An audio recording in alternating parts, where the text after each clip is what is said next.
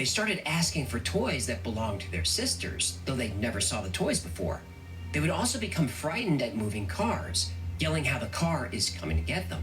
And the coincidences go on and on. During the Battle of Iwo Jima, the Japanese shot down American fighter pilot James Houston Jr.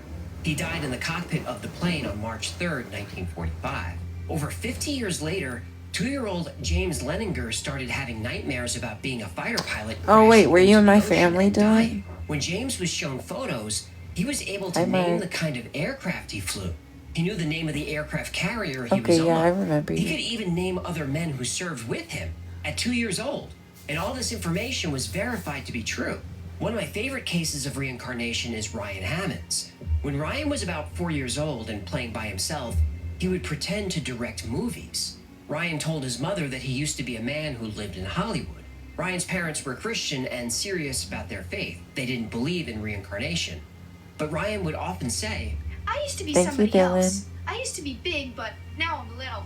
I liked it better when I was big and I could go wherever I wanted to go.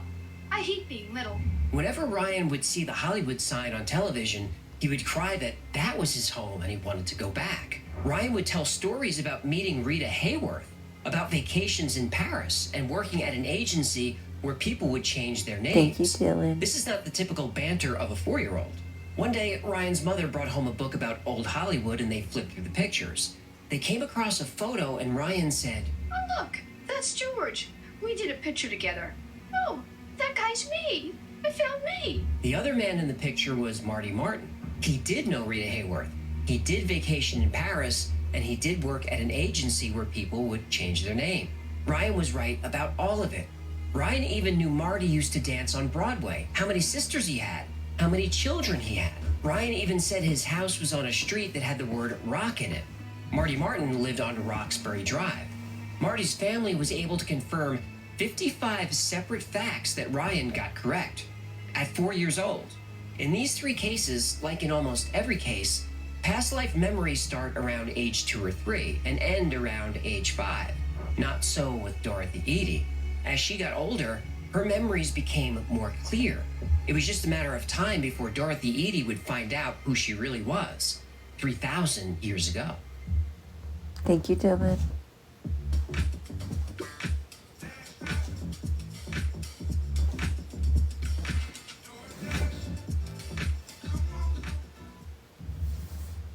Dorothy Eady was very outspoken about reincarnation.